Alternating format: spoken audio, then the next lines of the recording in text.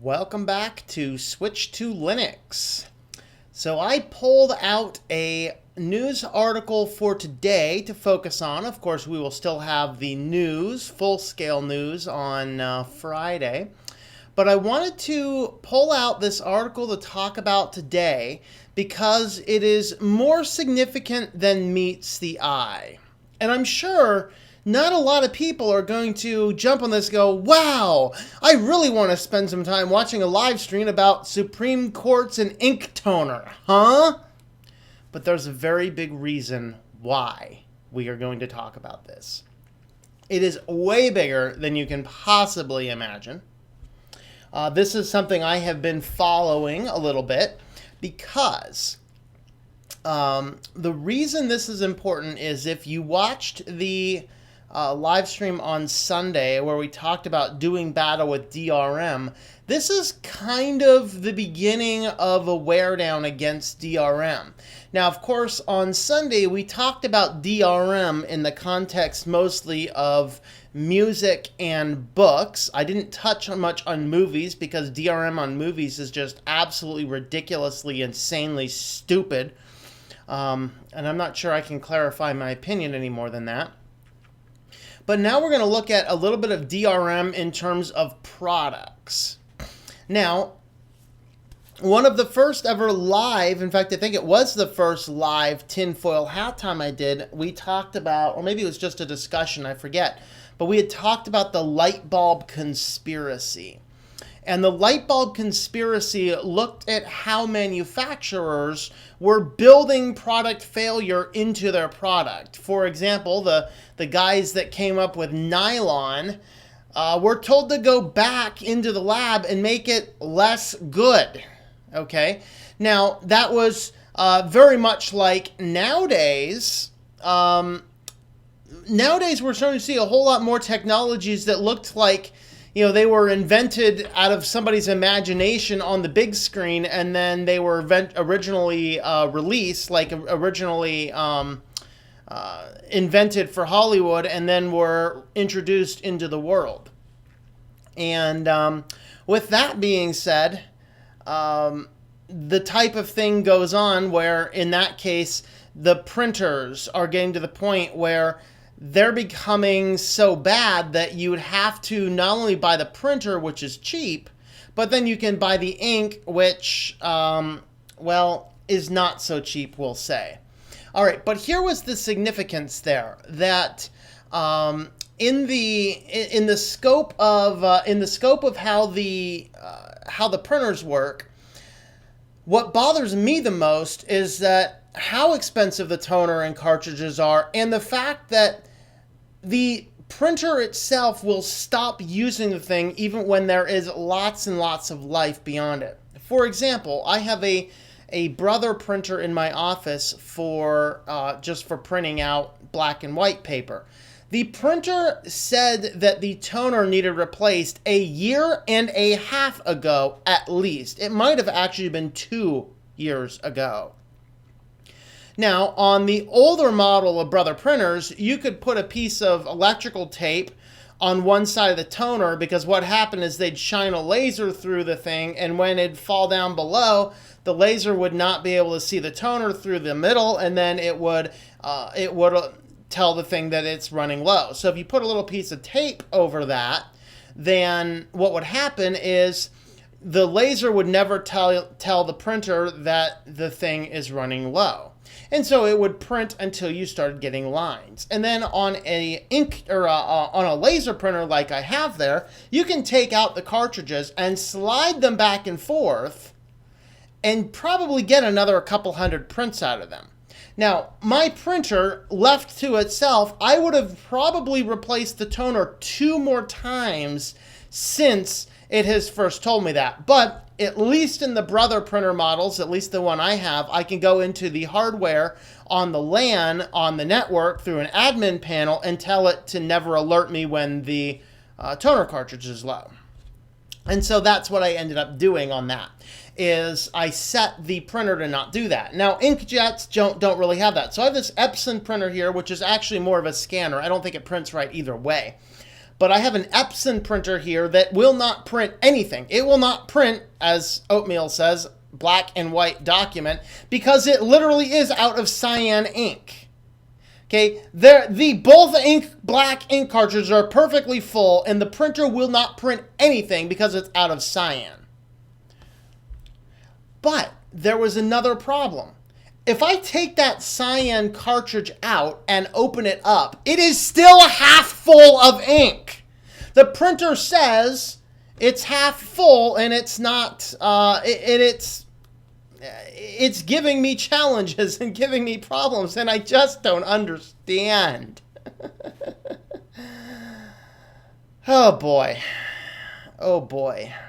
Well, so what happens now is that printers come out, and now you can purchase third-party ink for various printer models. Now, I remember in college, and I want to say it was Lexmark.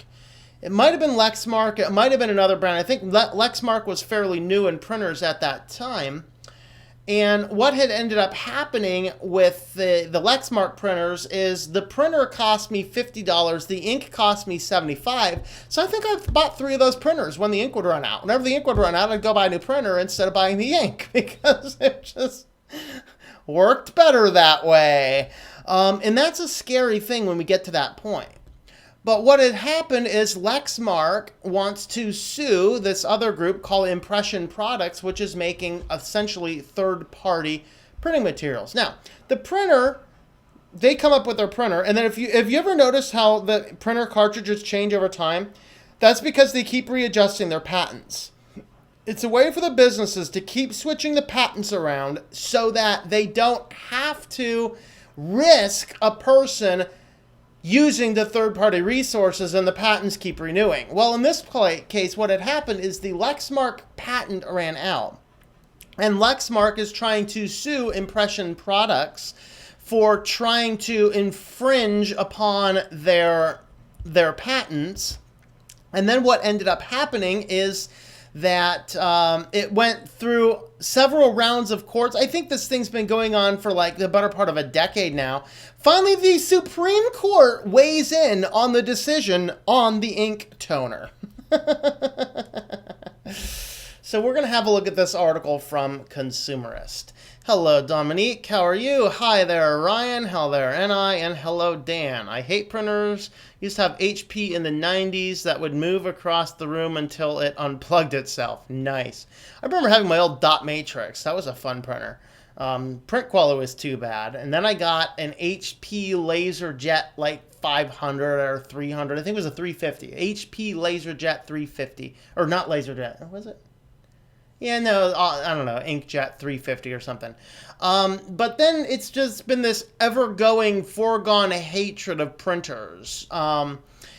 So basically, here is the Supreme Court ruling, and the Supreme Court ruling comes down and says that, no, this Impression Products is allowed to sell ink cartridges for your Lexmark printer because the patent has expired.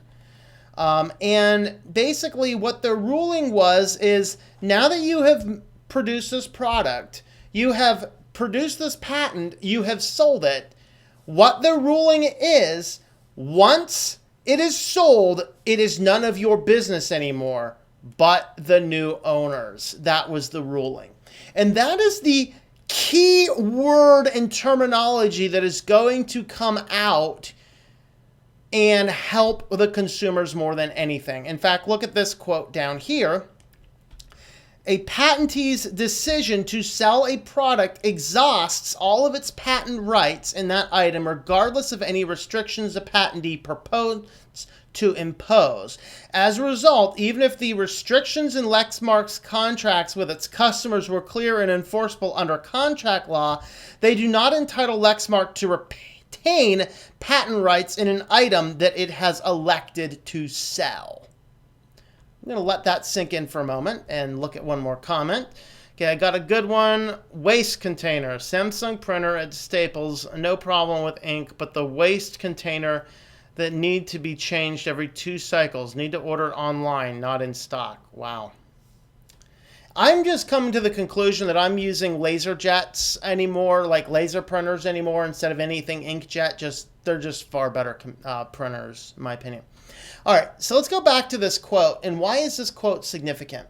This quote is deeply significant because this is the exact hinge pin argument being used in right to repair.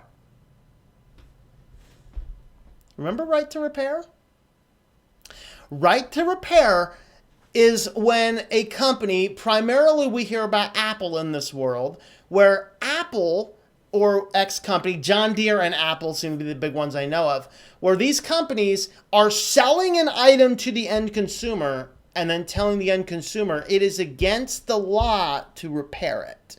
And so a whole lot of these little laws have cropped up against this ruling that says, can I repair a device that I own? You see, a long time ago, we were in a culture that fixed stuff. We fixed stuff, okay? We had a VCR. The VCR broke. We took it to the VCR repairman. I remember going and having to pick up our VCR from the VCR repairman. You go in, you give him your slip of paper, he comes out and gives you your VCR back, and it was the same VCR. They had opened it up, and they had toggled a few parts around, maybe swapped a few things, and got your thing working. Well, Apple would like if the little home button, in fact, a friend of mine had a absolute brand new, just bought it, I assume iPhone 7, or is there a 7S out yet? I don't know. Whatever it was, but within 2 months, the home button cracked. Couldn't use the home button anymore.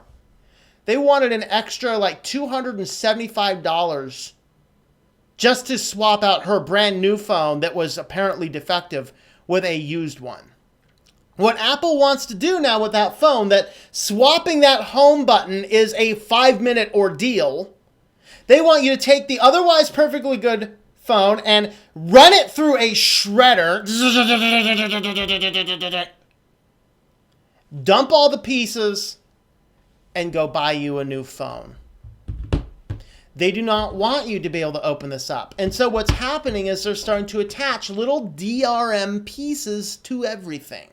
And that's the linchpin of this argument. Once Lexmark sells the printer to the customer, the judge ruling just came out and said, you may not restrict how a person handles that printer anymore. And that's a key important feature. Because it's not just a question of printers. Now, frequently the market takes care of itself. Why it never took care of itself on printers is kind of beyond me. Probably because of patent law. But do you remember this? Oh. Keurig attempts to DRM its coffee and totally has backfired. Now that ever since this point in time, the Keurig's business has been in a downward spiral. What they try to do is say, we are implementing a feature into our coffee pot that you may only use our brand or other licensed brand coffee in our coffee pot. Give me something hard, please. Okay, Keurig itself, in my opinion, is an extremely wasteful situation. I know of 2 people who make good use of the Keurig machines. The one person only has a cup of coffee a day, and that's probably okay. Another person doesn't drink coffee at all, but hosts a lot of dinner parties and has the Keurig for the dinner parties. Both situations I look at and go, I can fairly justify single throwaways. But how frequently these things get used and how expensive they are to use and how much waste they generate is just baffling to no extreme. But then on top of all of that, to take this cup and to put a DRM label on top of it, and here's the real kicker. As soon as this came out, people came up with all sorts of hacks to get around this, because the little foil label on the top is what has the coding that tells the thing how it works. And so if you have one of these Keurig 2.0 coffee pots, all you need to do is repurpose the cap from any 2.0 coffee K-cup, set it on top of the non-licensed K-cup and you can still brew the cup of coffee. Or what you can do is you can take that thing and you can cut off the left edge of it and you can tape it up onto the sensor of the Keurig machine, tape it up, and then it will always be reading whatever's in there as a DRM controlled. But here's the real kicker. Thanks to DMCA 1201, that is a felony and can land you in jail for hacking your coffee pot. But this court case about Lexmark printers starts to tell people that no, once you have brought the device home, I can do with the device what you want. And so this Supreme Court ruling not only carries with it a piece of an element from the printer, it also carries with it how we can manage our devices and even attacks the core of the right to repair itself. So utilizing this case could very well be a means that you can use to battle the right to repair. I wouldn't be surprised to see that. DRM in a coffee maker.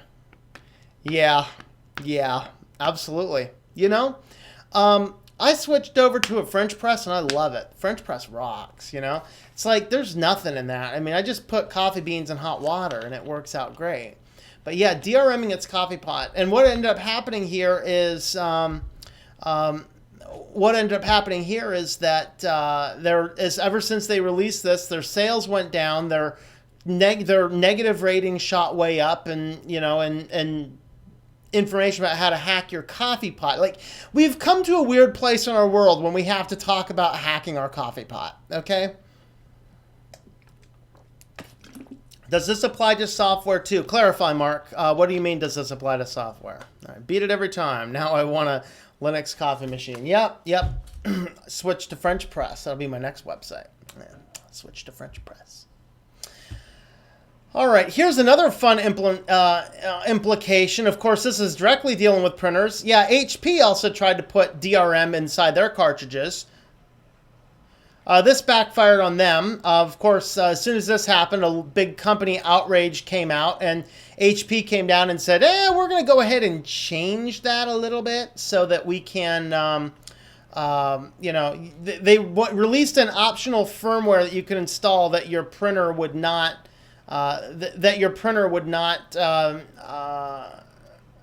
look for the DRM chip for people that still wanted to use the third party. But this is the way that companies are moving. We've gotten to the point where nothing that we buy anymore we're not buying the product anymore. We are buying the license. That's what the whole core of Sunday's talk was about. We're not buying music anymore. We're buying a license to listen to music as long as the people we bought it from have the license, but I can't take that music off and put it somewhere else. That's a problem. Switch to instant coffee with boiled water. I don't know. That's blasphemy right there. Instant coffee? Blasphemy. The last time I think I remember drinking instant coffee was back in high school. We wanted to stay up, do a several night bender, and I think we put an instant coffee inside of Pepsi with another cup of sugar. That will keep you up for a while, by the way. Of course, you crash as soon as you're done. But the French press, I'm enjoying the French press. All right. So, of course, Consumers did another article about why you should care about this, and so you can have a look through these. So that's kind of what I had to say here about DRM inside products and all that kind of stuff. So with that, that was kind of the main part of what we're going to talk about here. Other things going on in the world. There were a few other fun contenders out there for some articles, and I forget what the runner-up was. But I'm going to be covering the live news again on 11 o'clock on Friday. But I did want to bring up something that I talked about last week. Let me see if I can find it again on Ars Technica. There was an article I talked about on last week's news where companies wanted to send robocalls direct to your voicemails. I want to talk about that for a minute. No, we don't want to see advertisements on those. Once carriers block robocalls, let's see.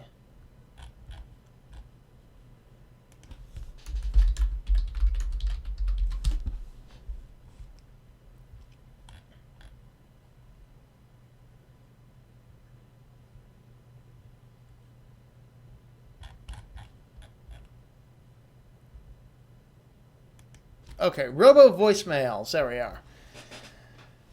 Hi, Jansu. How are you?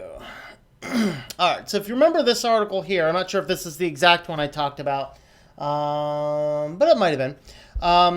Of course, this is enter your the evil party of your choice. Found that Ars Technica is certainly pro-democratic, so keep that in mind. But basically what's going on here is there's this company out here. It is a marketing company, a brand new marketing company. And what they would like to be able to do is bypass your phone to say, oh, that's not a robocall, and just drop the message right in your voice box. So I got one today that's not exactly that, but I think is perilously close. And this, by the way, phone number shows up. The phone number is 844-753-9392. They called and it rang for half a second and then it hung up. And listen to this. Hello, this is an urgent message regarding a document we currently have in our office. If you can please give us a call at 844-753-9392. Okay, let me play that for you again. Let me turn it up a little bit if I can. Hello, this is an urgent message regarding a document we currently have in our office. If you can please give us a call at 844-753-9392. Okay, so that rung my phone for half a second today, and then it dropped that message in my voicemail box. I think that this is the start of this.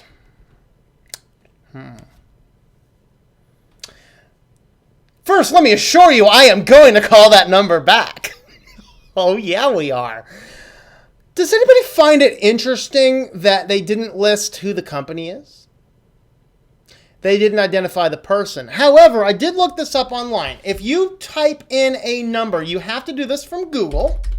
This does not work on Start Page. It might work on some other companies as well, but I know of Google as the only place to do this with. If you search a phone number on Google like this, you'll see all these guys here. And what you'll find is that a lot of people are saying the same thing. So this is a common message. So this guy here says, the call and left a message about a document in their office, needed my urgent attention, called them back. They asked for my wife by her middle and maiden name. Made it to sound like they were associated with Johnson Edwards Collection Agency.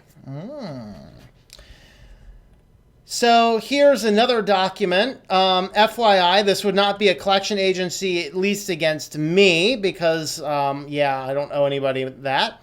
However, it could be those other people who are using my number incorrectly, and I've had some collection agencies calling me.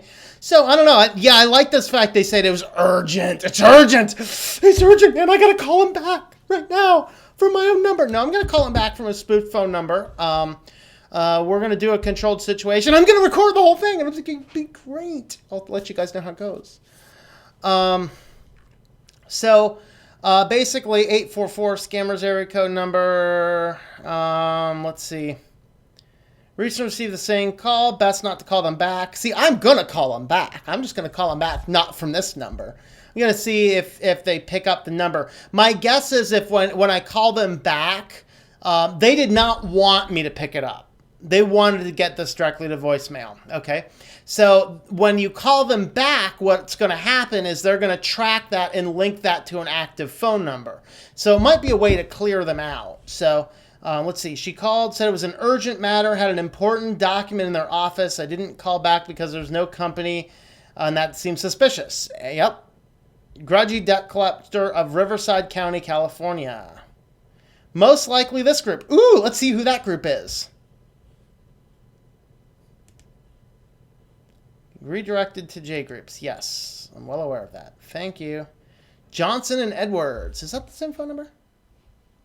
No, it's a different phone number. So, looks like just one of these scammy debt buying guys. Let's talk about what to do when you get a scammy debt caller getting on you. All right, let me check out comments here real quick. Where's my comment screen? All right, let's see.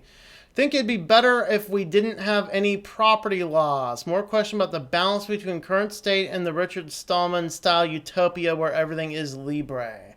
It's my opinion. Okay.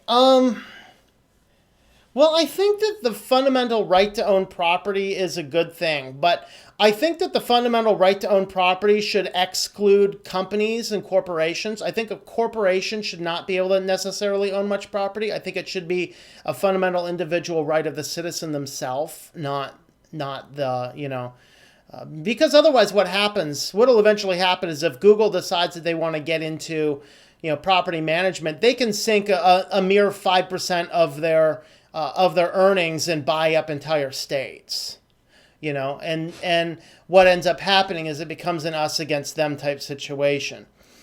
So as far as that is concerned, but I think if I run a business and I have products and I want to say, okay, I'm going to sell you this iPhone, okay, then I think that once I hand you my money and you hand me the iPhone, this now becomes my absolute 100% property to do with it what I want. I should have every absolute right to do with this device what I want to do with it, whether it's something regarding the software you pre-installed, taking it off, whatever else.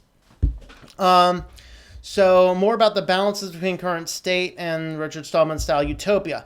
And of course, the biggest challenge with Stallman's style utopia is a perfect utopic world cannot exist because we are inherently fallible people. And some of us will inherently use our power and our ability to take advantage of others. Not that that always happens, but it's too much of a potential. The fundamental problem with communism is the hearts of man himself. And that's in and of itself is what my opinion is on that.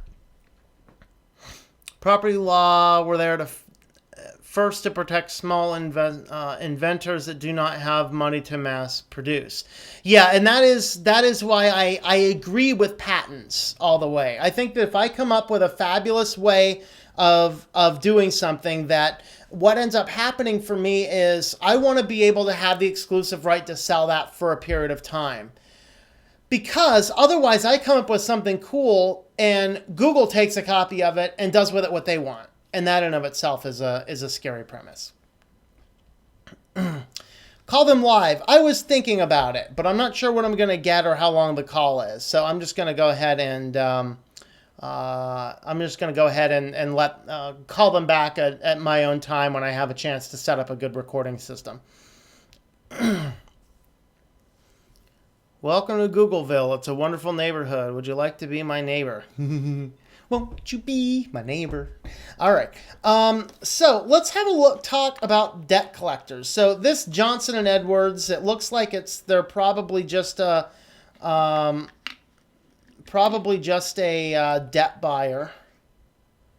Debt collection agency. This is an attempt to collect debt. Any information obtained will be used for that purchase. This is a communication from a debt collector. That's exciting. All right. Let's talk about some of the laws about debt collecting. I'm sorry, I didn't switch over to the website. I went back to this guy here.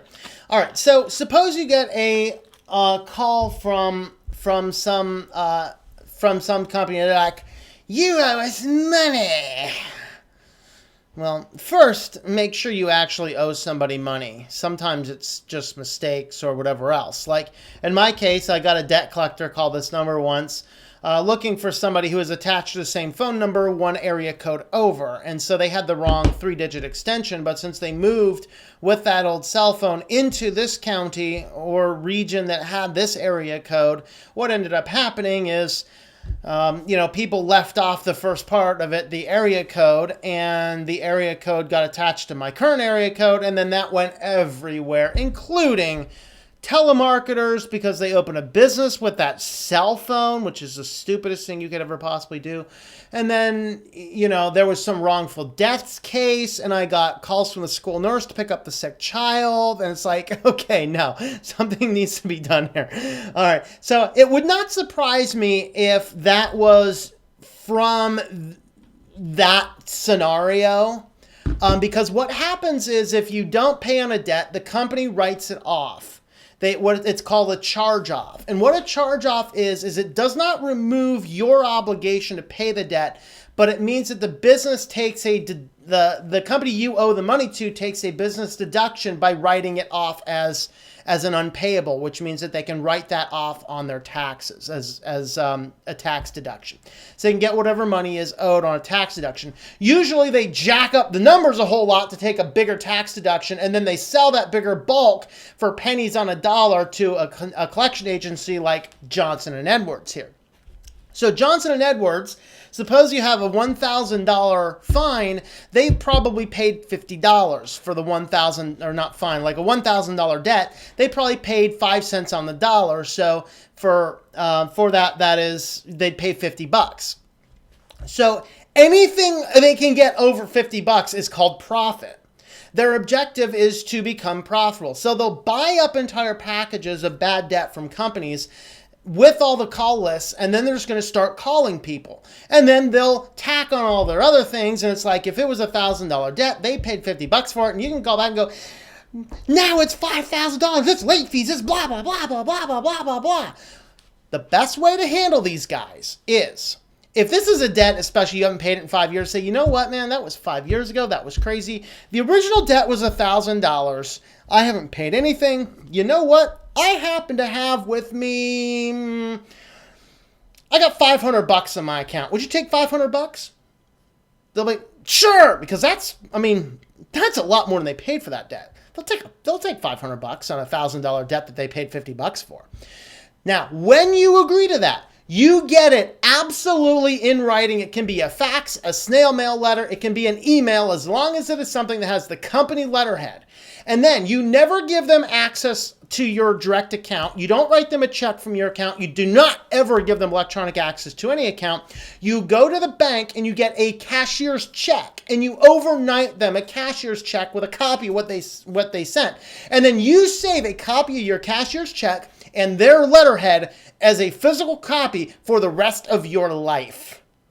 Because they'll come back in about 5 or 6 years. And when they come back in about 5 or 6 years, if you don't have that piece of paper as a copy, you'll be doing it all over again. That's my guess, not knowing anything more than this. And I can tell you that they simply threw this up as a very fast web template. It's a quick web template. And I can tell you really quick that their hosting company is HostGator.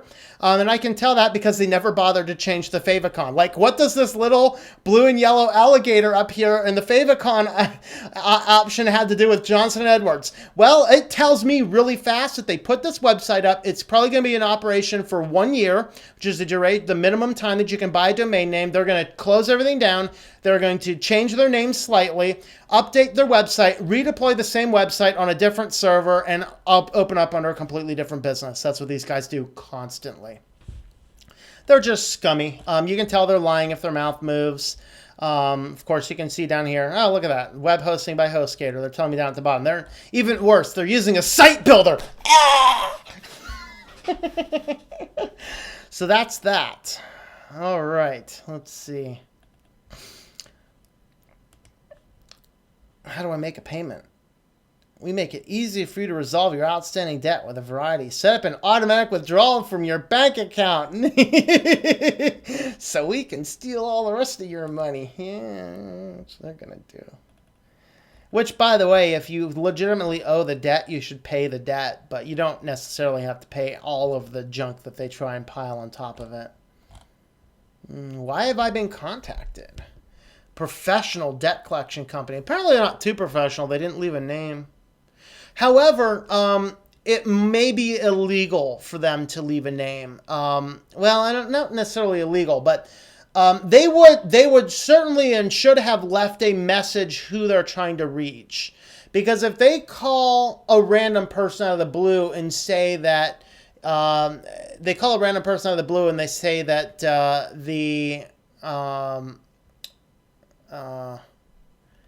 they say that the company is, they're a debt collector looking for so and so, they may have already broken federal law. So you got to be careful on that. Oh boy. So let's see. What else do we say?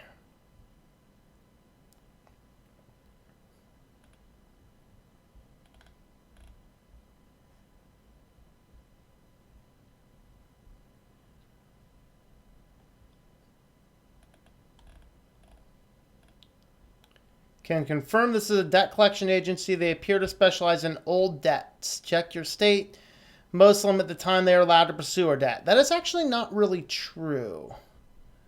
What happens is in 7 years, a bad debt will fall off of your credit report, but if it gets woken up, it comes back to life.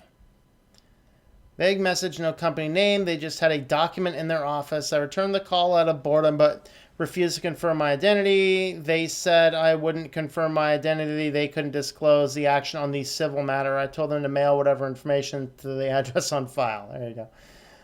Here, but they have documents because they have my date of birth and social security number. Kind of funny when someone like this has this info and you didn't give. Yeah.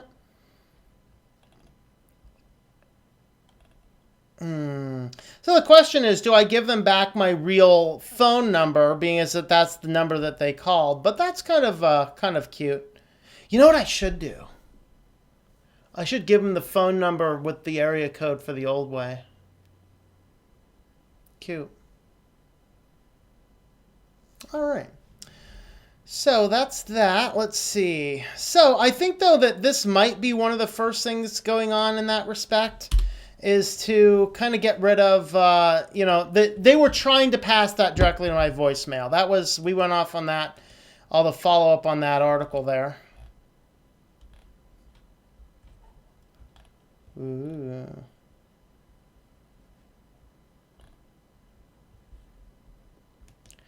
All right. Well, we're not a very talkative crowd today, so I think what I'm going to do is I will go ahead and jump off here. I wanted to pass on this information on the Supreme Court ruling on the ink toner. All right, so for the rest of the week, we are going to be doing a live. We're going to be doing a live stream 11 o'clock Eastern time on Friday. Tomorrow, still potentially something exciting in the works, but I'll have to let everybody know. And who knows, if I get a chance to call these people back, and if I call these people back and I am able to record it, maybe I'll edit that and release that on Saturday. Otherwise, I'll be off on Saturday. And then Sunday, we will be back with the tinfoil hat time.